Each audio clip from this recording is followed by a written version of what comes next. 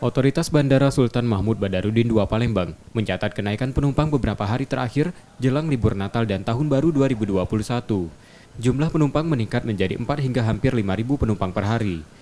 Jumlah itu naik 8% dari rata-rata penumpang saat pandemi sekitar 3.700 penumpang per hari. Ada 3 maskapai mengajukan penerbangan tambahan untuk rute dari dan ke Jakarta, Pagar Alam, dan Waikanan.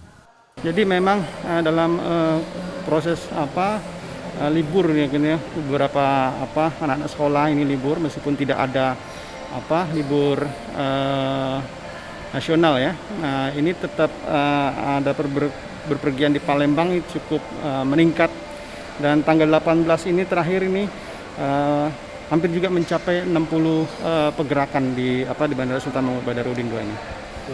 Selain naiknya tarif penerbangan, bandara juga memperketat protokol kesehatan untuk penumpang. Sebelum check-in, mereka diperiksa syarat kesehatannya, sehingga harus hadir lebih awal di bandara.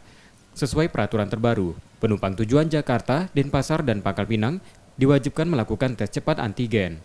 Sementara kota tujuan lainnya masih diperbolehkan dengan syarat tes cepat antibodi dalam 14 hari terakhir.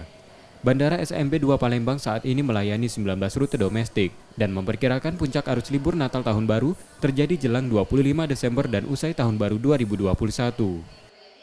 Rizky Nurmizan, Kompas TV, Palembang.